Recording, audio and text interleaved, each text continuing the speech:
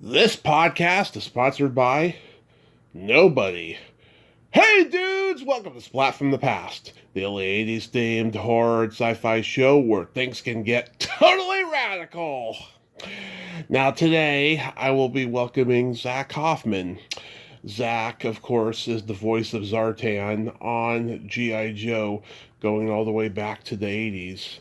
But he's also the diplomatic Warner Brothers director in Pee Wee's Big Adventure, celebrating its 40th anniversary. He plays a diplomatic director, who's trying to maneuver two divas, a child actor and an actress playing a nun, played by my good friend Lynn Stewart, who's been on the show twice. It's going to be a great conversation today. I can't wait. He started out doing stand-up, and he was Uncle Z, who sang the Bee Gees parody Bald-Headed Woman, which was a big hit on the Dr. Demento show back in the day. It's going to be a great conversation today, and an interesting one. I cannot wait. 10 years. 10 years of sobriety since my car crash. Oh, I can't believe I've made it 10 years. Thank you, God, and thank you, my listeners, for listening each and every day.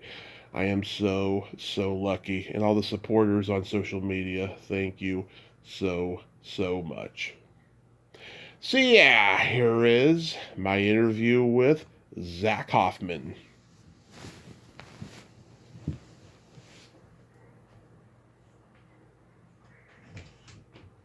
So going back in time, did you gravitate toward acting early on in your childhood?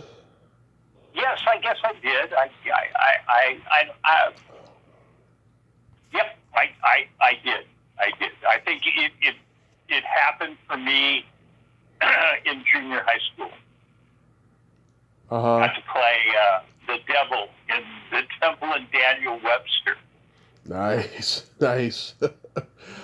So you got... Then it changed. I mean, then in high school, what I really wanted to be was a stand-up comic and an impressionist. Mm-hmm. And then through a series of events, I started taking acting lessons. And that's what I did in college. It's been a roundabout way of going, and I wasn't till really in my mid to later 20s that I made the commitment to being an actor. Mm-hmm. So you're born and raised in Toronto? I was born in Buffalo, New York, and then at the age of 1, I was raised by my grandparents until I was 9 in Toronto. Okay. So after high school, did you attend college? I did. I went to Los Angeles Valley College. Okay. And did you study acting over there? I studied acting, but then I got involved in the speech department. So I spent 1 semester studying acting, and then I got into speech and communications and was on the national debate team. Did debate, expository speaking, wrote speeches. It's pretty interesting. Yeah, it was a political thing, right? Well, political, yes, absolutely. Yeah. I wrote high. By the time I got to high school, there were no more debate teams. Well, yeah. that there's issues to be discussed always. Always. So then, after college, that's when you got into stand-up? I think during college I was doing stand-up, but yes, and after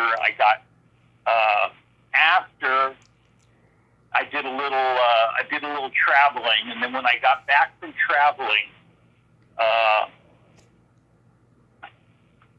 I found improvisational theater. Mm-hmm. I went and saw The Committee Ah, with Rob Reiner, Howard Hessman, and Carl Gottlieb, Larry Hankin, Peter Elbling, Ron Archie Wright. Hahn. Yeah, I know a lot of those guys. yeah. Some The of the original Committee, phenomenal. And Gary, of course, Gary.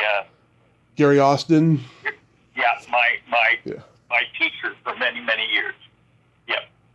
Yeah, Ed Greenberg. Yeah, I've talked to a lot of those guys. It was an amazing subversive time in comedy. You know, it's post Vietnam era or right in the middle of it, and comedy was just getting so edgy by that point. And I saw a thing called the Emotional Symphony. I don't know if you're familiar with improvisational theater. A little I don't know bit. what your background is. Little. So yeah, I saw a couple of things. I saw some wonderful sketches, wonderful sketch comedy, and then I saw this thing called the Emotional Theater, and it was Emotional Symphony, and it's just wonderful. And so I pursued that, and wound up with a company called the LA Connection, which was run by Oh yeah. Ken Stowe. Do you know Mindy Sterling? I think she was way after my time. Okay. Okay, because I've talked to her. She's one of at least, I don't know, two people I can think of who was at the LA Connection. I can't remember who the other person was. But when you were studying with Gary Austin, that was at the Groundlings? I was studying with Gary after the Groundlings. I was studying with Gary 1990. Okay. And I had a buddy who took him before. And so he had a Monday night master class, and that's, I was in that one. And Helen Slater and Rob, her husband Rob. Man, you're going to make me remember these names? Yeah. I remember. Anyway, a lot of people went through there. My friend was in a class with, my friend Doug Maines was in a class with Sharon Stone. Oh yeah. A lot of really great people studied with Gary. He was phenomenal. Oh yeah. Everyone loved working with him. So when you got into stand-up, what year was that? 71, 72. That was like really early on, long before the comedy boom even happened. Right. Well, I was doing stand-up at a place called the Blah Blah Cafe on Ventura Boulevard. I was having a great old time. I did a lot of impressions. Yeah. Nixon was still in office, so I was doing Nixon impressions. Did you ever go to the Comedy Store? Yes. I played the Comedy Store with an improv group. Yeah. They had a lot of improv groups there, like the War Babies, and they had what they called the Comedy Store Players. And Mitzi Shore, she tried to get a lot of improv people to try stand up. Some of them did, and some of them were successful at it, and some of them weren't. Like Vic Dunlop, like he had an improv group called Natural Gas, and he was a pretty good stand up. Mm-hmm. Yeah, we were, I remember doing our show, and then we would run across. There was like the annex, I guess, was a smaller room, Mm-hmm. and then we would run and go and stand in the back and go and see Sam Kinison do his show. Man, he was great. Stand-up is such an incredible art. Mm-hmm. And, yeah. Yeah, Kinison was one of my heroes growing up. And you were Uncle Z, bald-headed woman. Yes, well, yes. I was working with Alfie Green, and we did comedy songs. Yeah, and it got played on Dr. Demendo's radio show and stuff. Had about 5 songs on Dr. D. Yep, but that's the biggest hit. That was the biggest hit. Yeah. Did you ever do shows with Weird Al? I have not. No. Okay. Yeah, because he had Weird Al, and then he had Bill Mummy and what's his name? They did Fish Heads. You know, it was like right at the height of the novelty song. Barnes, yeah. Barnes and Barnes. Yeah, that's what they were called. Yeah. Yeah, it was a magical time for comedy at that time. You're so lucky you got to be a part of it. Absolutely. Absolutely. Had a lot of fun. So how did you come to be cast as the voice of Zartan on G.I. Joe? I knew Wally Burr. He was a guy from the neighborhood, and I was working with the LA Connection, and we were doing a thing called Improvision. We were taking old bad movies and dubbing them, dubbing a comedy track to them. Mm-hmm. We had done, what was it? Oh, man. Some Mexican horror movie, which was really fun, and then they did Bride of the Monster, which was an Ed Woods movie with Bela Lugosi, and we decided to turn it into a James Bond movie, and I was doing Sean Connery.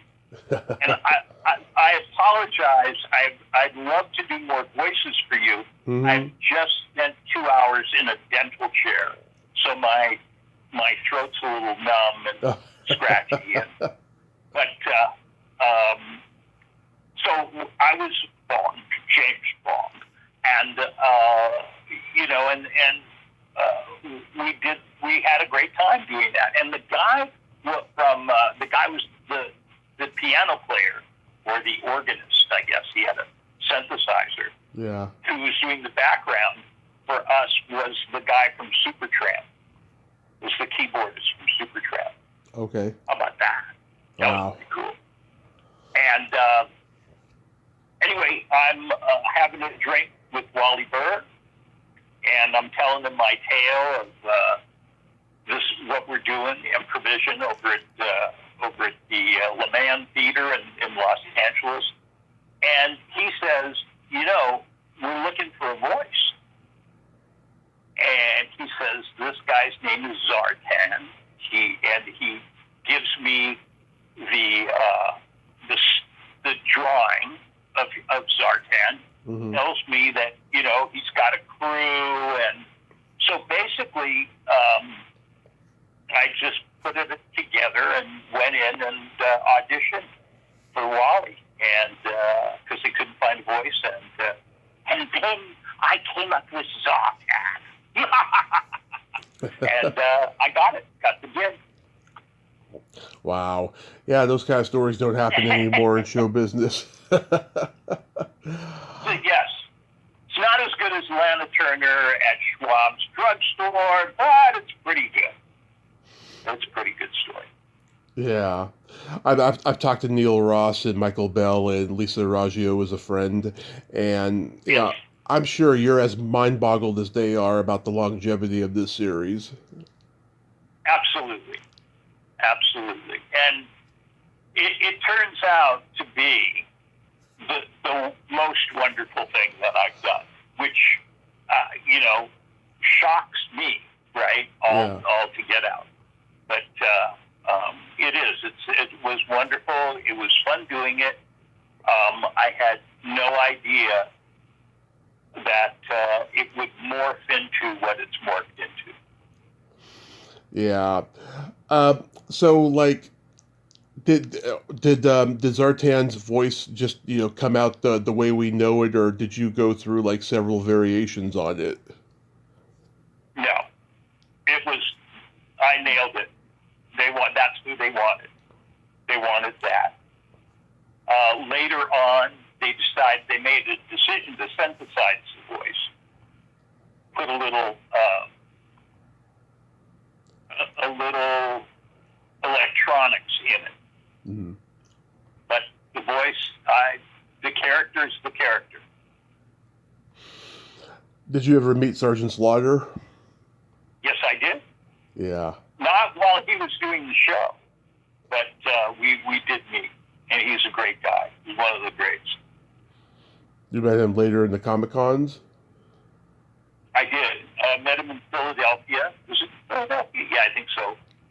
Was in Philadelphia.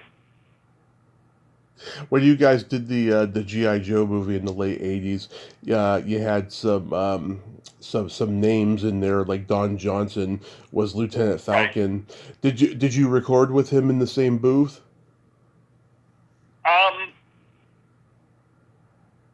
No, I didn't. I'm trying to. It was at Paramount Recording Studios, and you know that the Brolin brothers owned it. Mm-hmm. It was the Brolin family's recording studio. And I was walking in and Leonard Nimoy was walking out. Okay, nice. Yeah. Hey, yeah, I'm sure, like, he's got to be a childhood hero. You're like, oh my God, it's Leonard Nimoy, it's Spock. It's Spock, yeah. Hank Garrett was Dial Tone. I've had him on, great guy. I'm curious, did Lisa ever swear after messing up a take? You know what? I don't think so. Lisa's the greatest. I just reconnected with Lisa last summer, and we just had so much fun. She is just a great human being. She is. To me, the most attractive... Oh, go ahead. Oh, I was going to say, so I'm at the booth, and an old friend of mine, Steve Beckler, who's also an actor, drops by, and they're looking at each other, and you look familiar, and Steve said, you look familiar too. Anyway, turns out they did, I think, was it Annie? They did Annie together, because Lisa's a big stage person. Oh, yeah, she did Grease. She did lots of stuff. Yeah. So, can you believe it's been 40 years since Pee-wee's Big Adventure?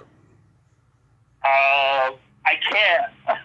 But I mean, it's, holy cow, of course. And, it's pretty amazing. That film still holds up. Yeah. That's what's amazing. That film really holds up. Yeah. And I'm glad, like I had a small part and I was able to move the movie along, but we all can't be Large Marge. Yeah, that scared me. Oh my God. When I was 3 years old, my parents bought me the movie on VHS, and I was watching Pee-wee's Playhouse. It premiered around the same time. I watched the Roxy HBO special he did over and over again. Like, Pee-wee really formed my love of comedy, and like certain moments in Pee-wee's Big Adventure, I had to turn my head because I was scared, whether it was the clowns or Large Marge. So, and that's Gary Austin's suit. Yes, and I know all of his students from that era. I know Phyllis Katz and Lynn Stewart, who you worked with in the movie, and Terry Bolo, who was the biker chick at the bar. Not Cassandra Peterson, but Terry Bolo. Yeah, she's a dear friend of mine. Yeah, I mean, did you get the role because of a connection there? No. No, I wasn't. No. I didn't know Gary at that time. Oh, okay. So how did you get the role? I auditioned. Oh, it was just a standard audition. He liked my look, and I auditioned, and Tim Burton liked my look, and so I got the role. Oh, that's great. Yeah, so like, did Tim tell you to just do what I do, to play a director? No.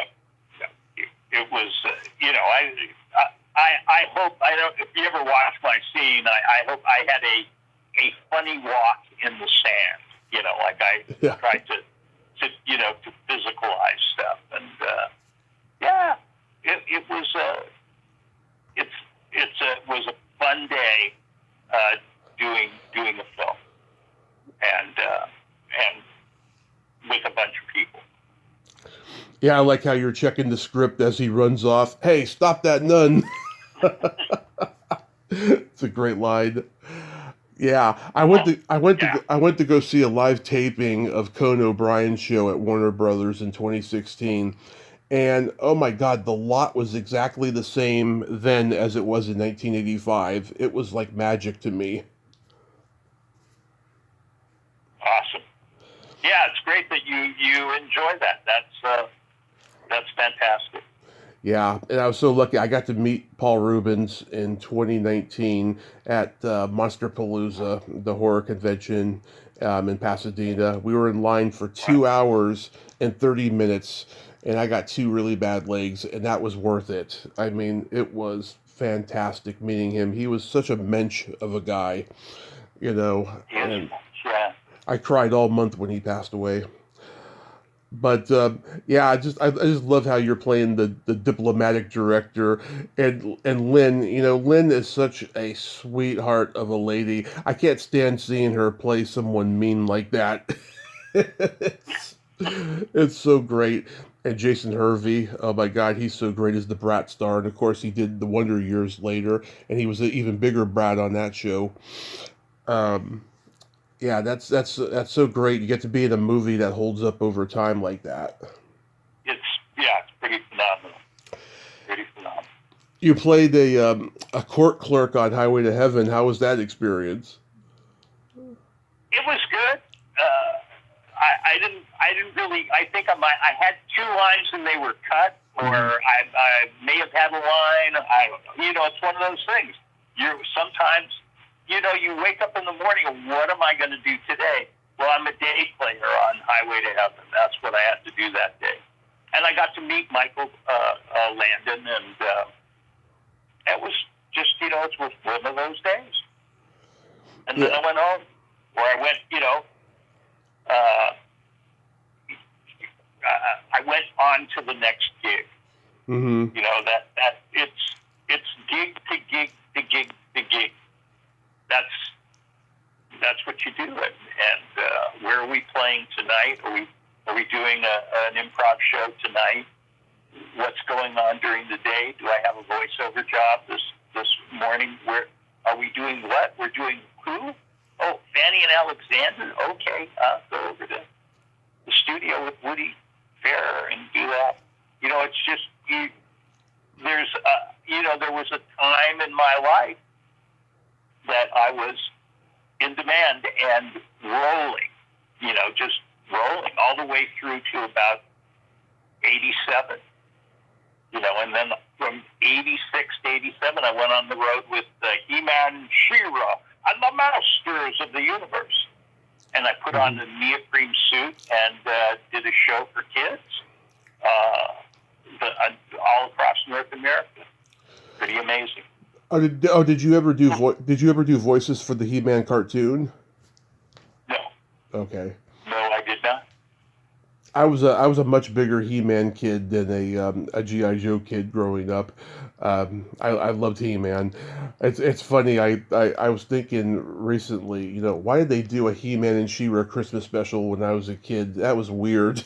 They did? Yeah, they did.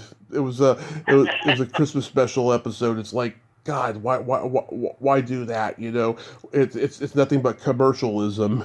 You know. Well, but I mean, I didn't know they had Christmas in Eternia.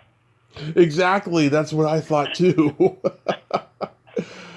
Yeah, it was strange. I'm gonna have to watch. I'm gonna dial that up. I've got to watch that. That sounds like fun. I think they have it on YouTube or something. They have everything on YouTube. Now I forgot that Timothy Daley did a Fugitive series remake, and you were on that. It's on that, yes. Yeah, anything stand out about that? I don't have much to say. It was, you know, obviously, you know, like I left Los Angeles in 94, okay. 95, and I thought that was it. You know, like I'll put show business away. And I got here, and it just came to me. It knocked on my door, and I went, okay. I did a lot of live theater, and then I started to do this. Really, being in Seattle was really, I did more voiceover work than I was doing in Los Angeles. I was doing more stage work in LA and some voiceover work, but when I got here, I was doing some stage work and a lot of voiceover work. Mm-hmm. Yeah. Mostly commercials. LA became competitive at that point. You were like, I gotta get out. I just, I don't know your story or whatever, but for me in 1988, 1989, my life changed drastically. And I had a change of life. And it took me about 4 years to get squared away. And I realized I was free to leave Los Angeles, that I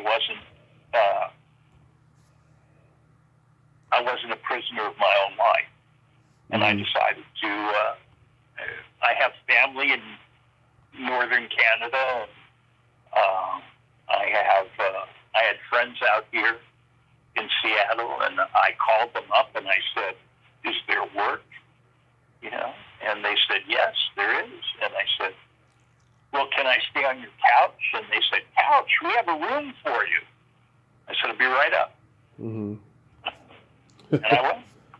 Wow. That's profound. I've heard stories like that, where, people are in LA for a while and they're at the top of their game, and then suddenly it ends, one day, and then they have situations like that. It's crazy how show business is. It is crazy. It is crazy.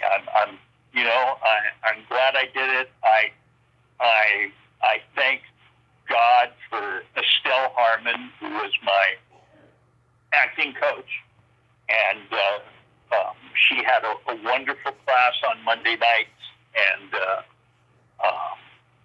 oh my God, the great actors that were in there,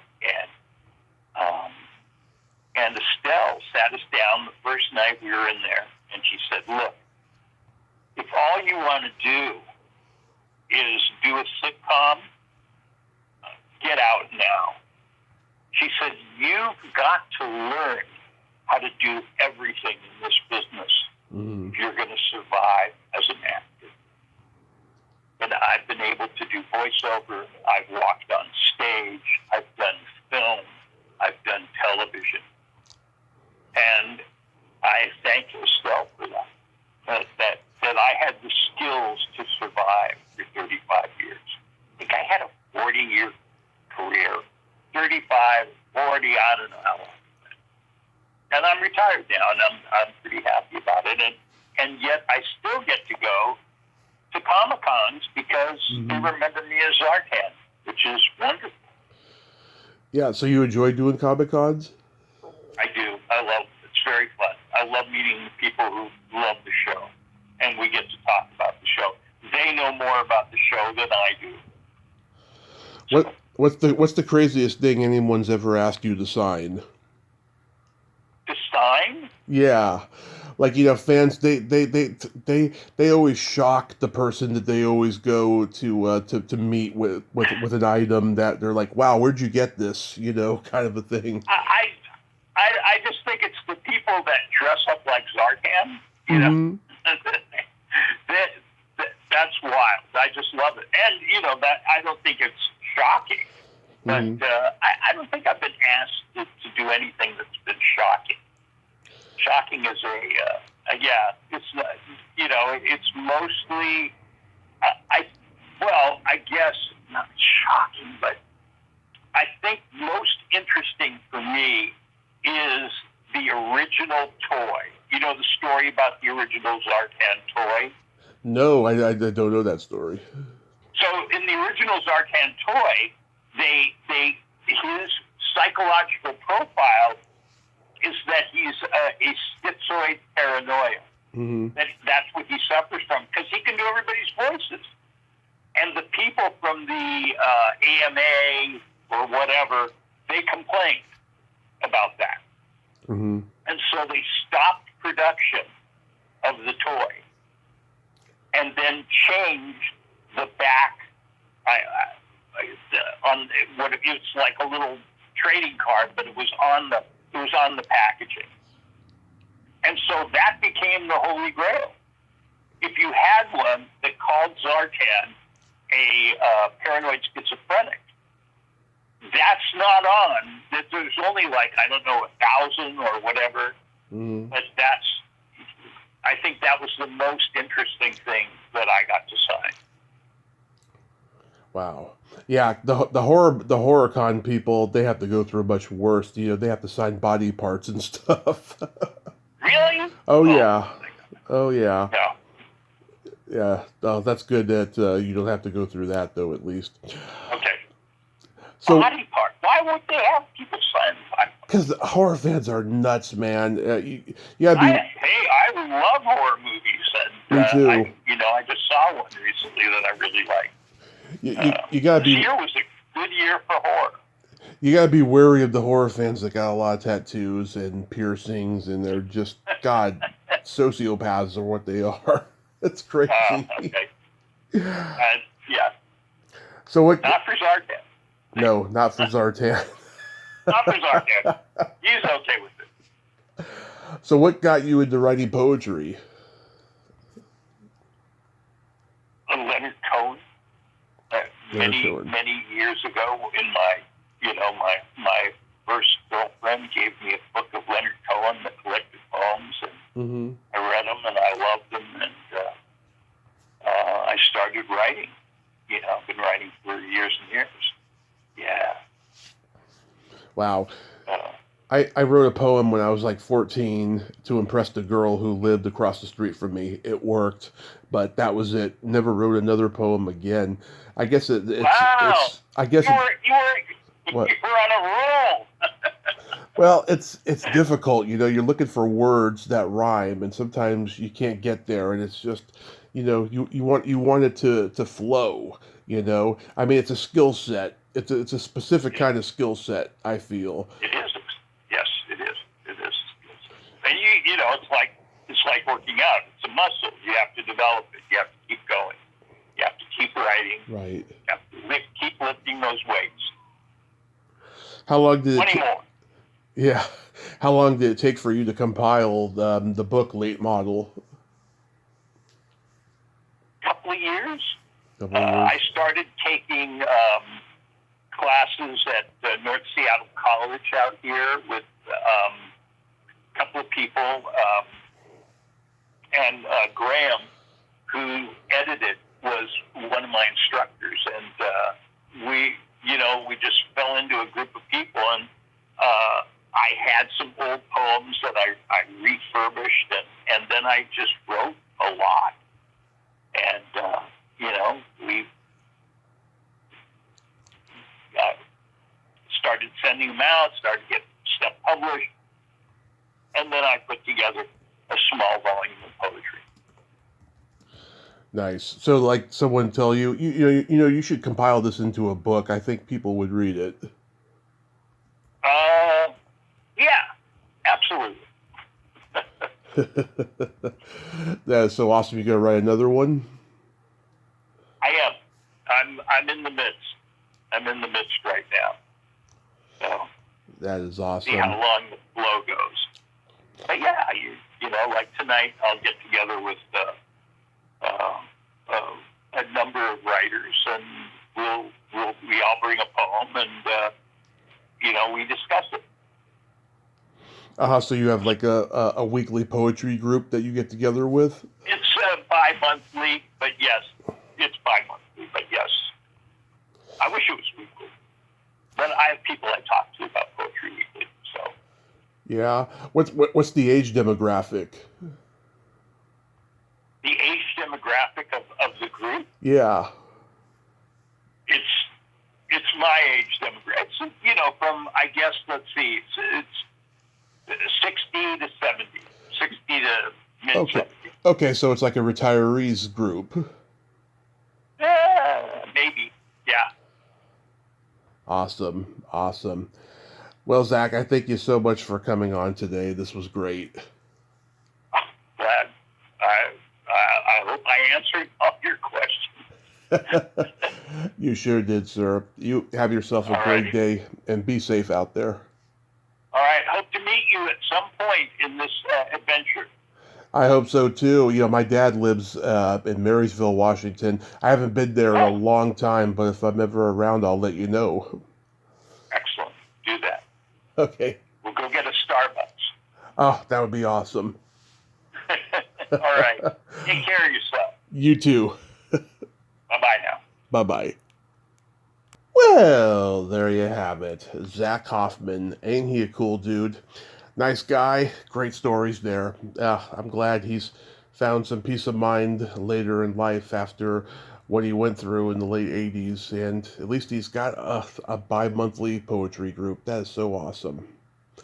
Well, until next time, this is Tommy Throwback Kovac saying, there's no shame in living in the past because the present sucks. Later, dudes. Ha!